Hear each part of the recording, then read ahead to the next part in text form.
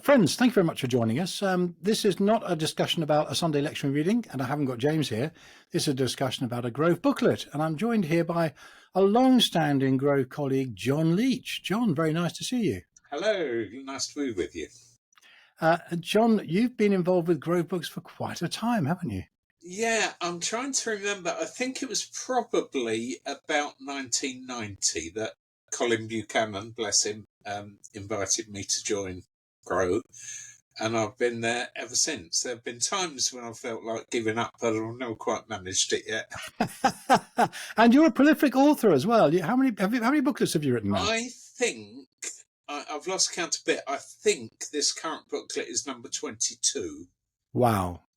Some of which I've done in partnership with other people. Yeah. Some are me.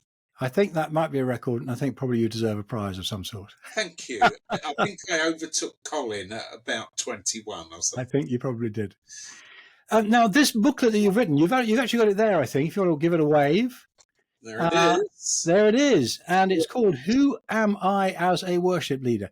Now, I found this really interesting. I mean, it's really interesting the way you phrase the title, but it's also very interesting the subject that you're tackling here. Because in your introduction, in the first chapter of the book, I mean, you mentioned the fact that, people who are leading worship, and you might want to say who you mean by a worship leader, because that phrase is contested. But stuff on worship leading in whatever form often talks about skills and abilities and things you need to do. But you're focusing on something quite different here. You say, who am I? The question you ask, who am I as a worship leader? Why do I choose deliberately to be that person? Or do I choose it deliberately, and have I ever thought about it? Now, why do you think that question of who I am as a worship leader is so important compared with the sort of skills about what I do?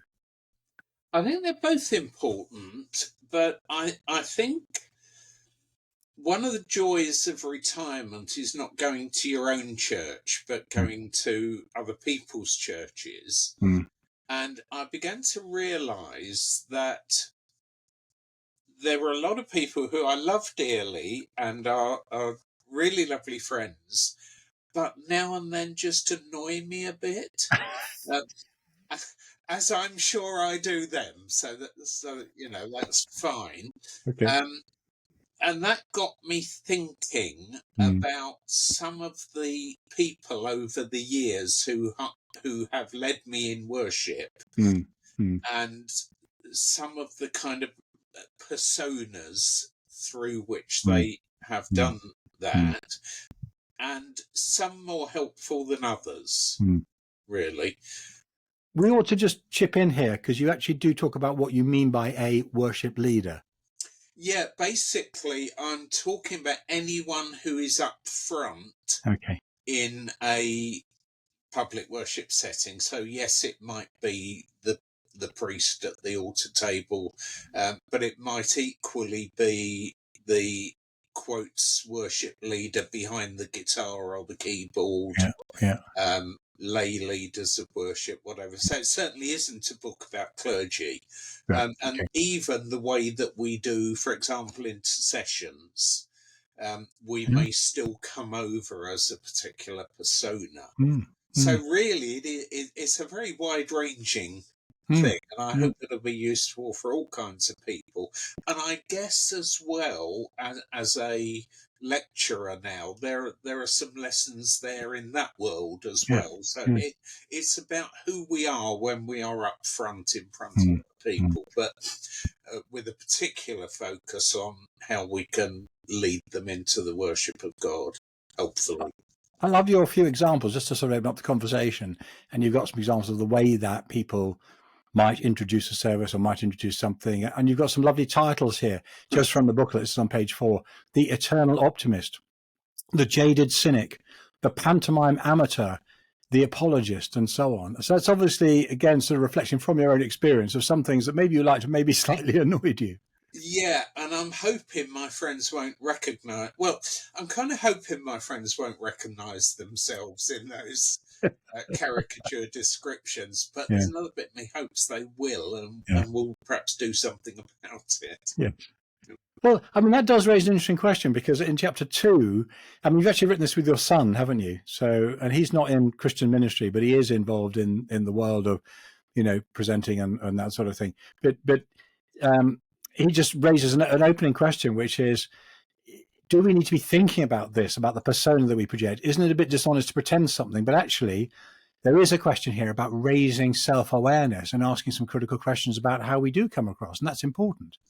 Yeah, I mean, Paul's very perceptive, and although he is a quotes worship leader in his church in the Netherlands, his main world is branding, and one of the points he makes is that we don't choose whether or not we present a persona. We're always going to come over as something, as someone. But he talks about the unexamined persona, how we're likely to have a kind of default mode, and the need really to just ask ourselves, A, do I really want to come over as that person? And B, how appropriate is it for me to come over as that person?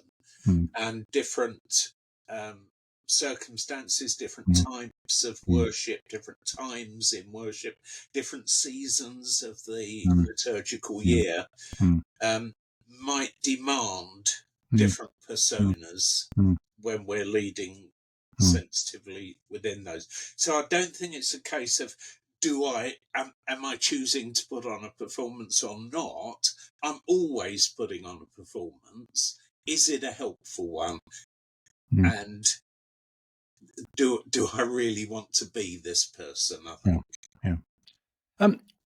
As you're aware, when I was on the staff at St John's College for nearly 10 years, I taught the homiletics class.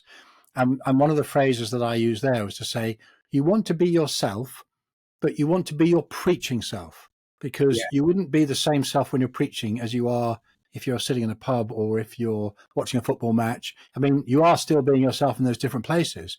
But that, of course, then does raise the question, I'm interested in your choice of the word persona there, because it then nudges us into thinking about personality. And one of the things that you go on to do is to talk about emotional intelligence. And also, you use this language at some places as well, self-awareness. But you also raise the question about what's the relationship between our persona, how we present on the one hand, and our personality on the other. And I'm just looking here at on page 8, and you say this: persona is different from personality in that we can choose to show a particular way of behaving. While personality is innate, persona is a projection of that personality. And that seems to me quite an important question, because we don't choose our personalities, or personalities can change and grow. But as you suggest, we can actually choose our persona. Now, some personas might fit better or worse with our own personality. So you can't simply just magic something up. But there is an element of decision and choice here. I think there is. And I've used the example, for example, of I had to lead worship 2 miles away from Hillsborough Football Stadium the Sunday after the Saturday. Now, I'm not going to lead worship in the same way on that occasion as I would at a very happy church family wedding or Easter Sunday or something like that. So I think it is. I think that there is something about choosing to be the most helpful as I can and the most sensitive I can as a worship leader, given the circumstances and other things which Paul talks about a little bit in there. But as you say, we don't have infinite flexibility on that, because some personas are going to work well with our personality, and some of them will jar. Yeah, I think that's right. And I think, I mean, within Christian circles, this is a bit like Marmite, but within Christian circles, it's usually the Enneagram or it's the Myers-Briggs thing, which are basically about, I mean, particularly Myers-Briggs uses the language of how I prefer to function. And if I am functioning in ways that I prefer, in the way that God has wired me up, if you like, in terms of personality, I'm going to do better. It's going to be more enjoyable. It's going to be less exhausting. But there are times when we need to act in ways we don't prefer. you know, as an introvert, I detest going to parties, but I can't, you know, you have to do that now. I mean, I'll try and limit it, obviously, but, and I Well, know cancel that, that invitation to my party I was going to send you yeah, then. absolutely, forget it. You don't want me there. I'd only be miserable. But I also need that I need some what I call I time.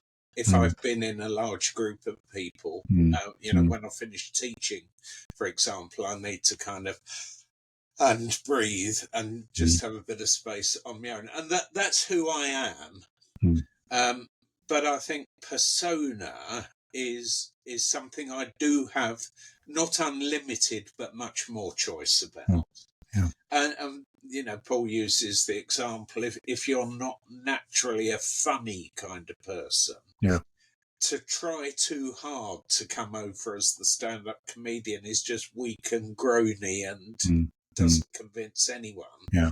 So I think that it isn't like there's a whole world of personas out there and I've got 6,000 to pick from. And part of being self-aware in terms of our personality will mean that we're hopefully more self-aware in the kind of range of personas that we can carry off well, really.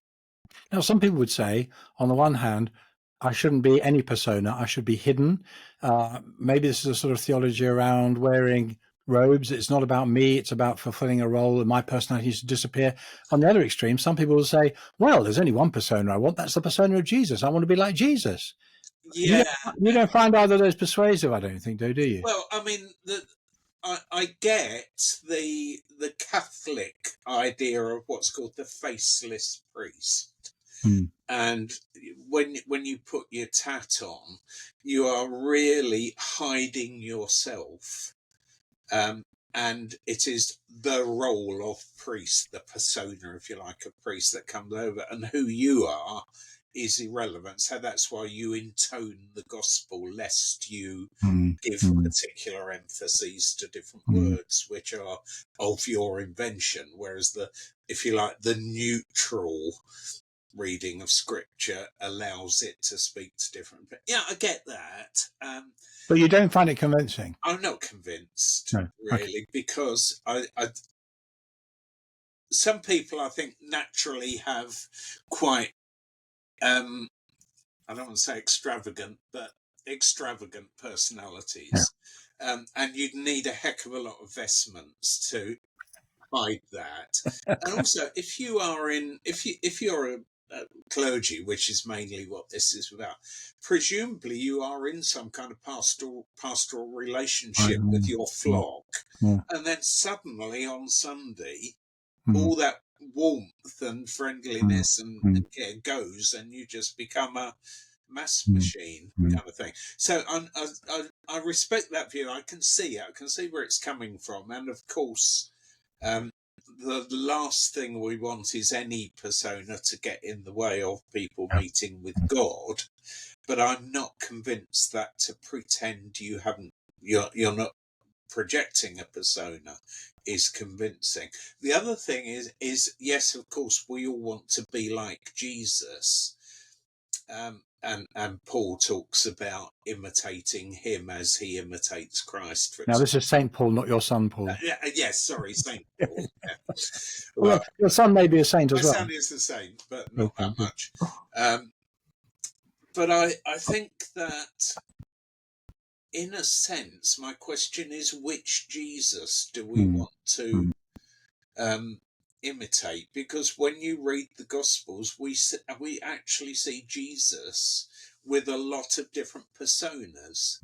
So, for example, he's the angry Jesus when he sees what the enemy has done to people in demonization and sickness and that kind of thing. He's the compassionate Jesus to the widow who has lost her son. He's the Jesus when the disciples don't get it. You know, I think that must be a favourite one of many clergy. How long do I have to put up with you? Absolutely, yeah. And the Jesus, you know, weeping in Gethsemane over what he knows is going to happen. So I think It does. Answering that way doesn't actually answer the question, does it? No, that's right. So, and I don't particularly see Jesus functioning as a worship leader in the Gospels. In the same way, no. He's a teacher, obviously, and he does that, and he will do that with a particular. Yeah. But I think the stuff about imitating Christ, and I just want to be more like Jesus, is a third element which we don't really talk about in the book, and that's character. Who I am when there's no one looking, someone, I forget his name, defined character as. And I think, yes, I want to be like Jesus in terms of my character, but I'm not sure what it means to be like Jesus as a worship leader. No. But I mean, that leads into the next section. This is one that Paul's written about, your son Paul, that is, not St. Paul. And just I'm going to do a screen share because there's a really interesting diagram that he included. So I know this is his area of expertise rather than yours particularly, but I found it really interesting. So he's looking at all the different sort of personas we can have. So just look at caregiver, ruler, artist.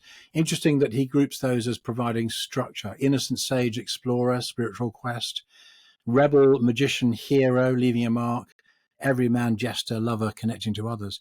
And at one level, that looks kind of abstract. But then what I found really insightful, really, I could see why this bites, is that he goes on to give a couple of examples. So he says this on page 12, imagine a church with a header on one of its web pages or notice sheet.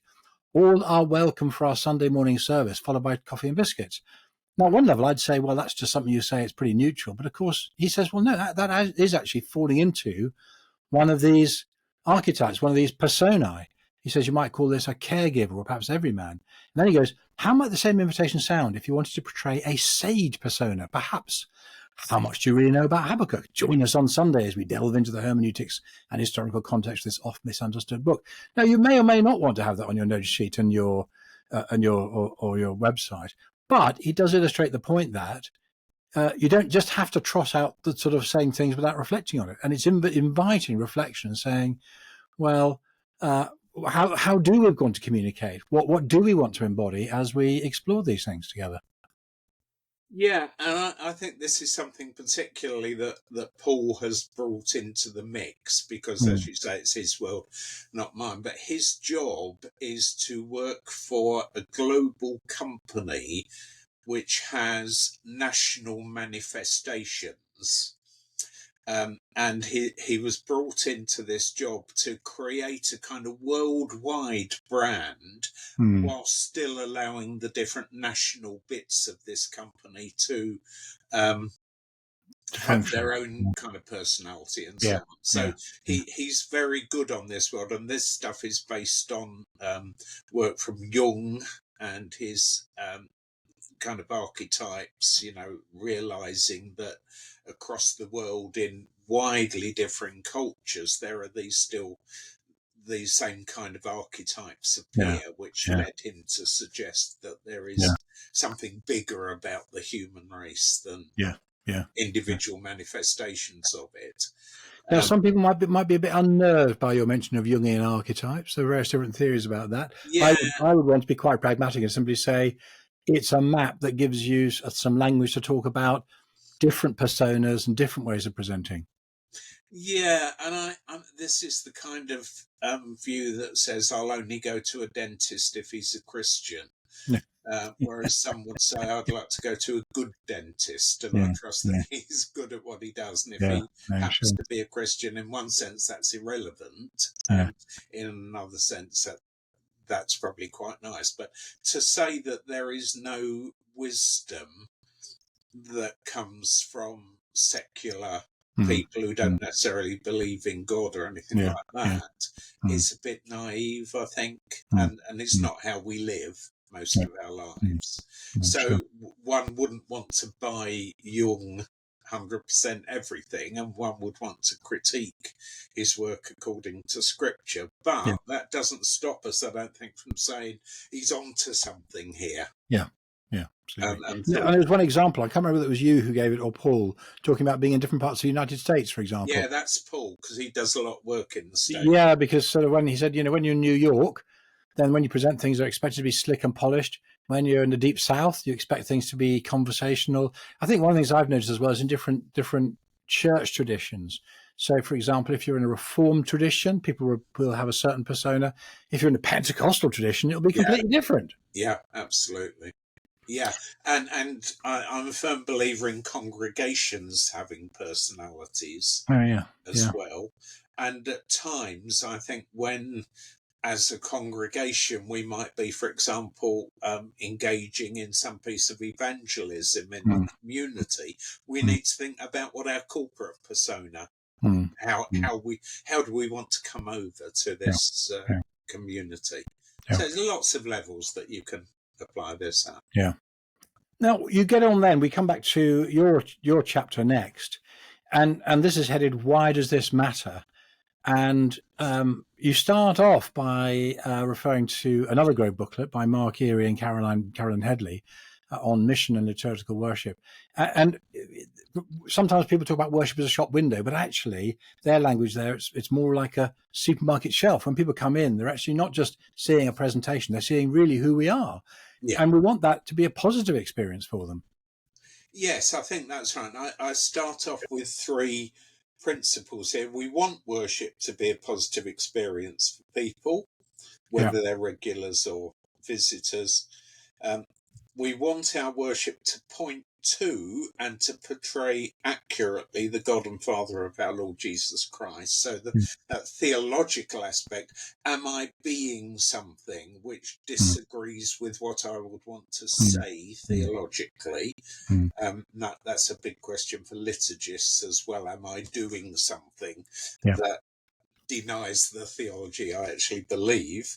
And we want worship to reflect the whole experience of Christian discipleship. In other words, we don't worship to be too triumphalistic or indeed too miserable all the time.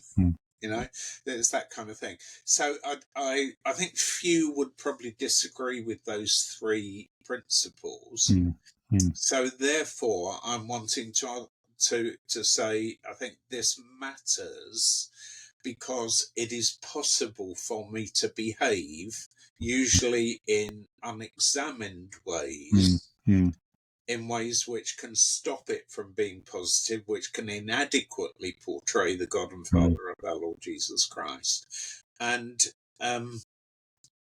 which can just not connect with people through all the changing scenes of life. And to enable them to grow as disciples. Absolutely. So to go back to one of my caricatures right at the start of the book, who I call the eternal optimist, is, it's a lovely morning and the sun's shining and we can have such a wonderful time of worship. That may not be where everybody is as they come into church. If somebody's come and found a sudden unexpected bereavement during the week and they come in and hear that's not going to work for them as disciples. It's not them. So it's about reading the situation, and I think as well there's something about persona in that any persona can become the only thing we know how to do, and that's unhelpful because there'll be times when it's inappropriate, but secondly, overwhelmingly exclusive of everything else. So if I'm the lovable clown, for example, that can continue into everything I do during that service. And whilst a little bit of banter somewhere might be appropriate, you wouldn't want, for example, to pray the Eucharistic prayer. Or even lead confession in that way. No, as a lovable clown. So I think personas are there, they're real, but they're dangerous if we don't handle them carefully, I think. Well, I mean, the question of handling them carefully then leads and say, okay, what am I going to do with all this stuff? And you ask a series of, I think, increasingly challenging questions in the last section of the book here. So the first question is actually reflecting on who do I want to be? how do I want to communicate? What persona do I want people to see? But of course, if you're going to ask that question, you then have to know, well, how am I coming across? And so you lead us through a series of questions, more and more challenging, I guess, about reflecting yourself, asking the camera. That's a challenging one. And then asking other people to give you feedback.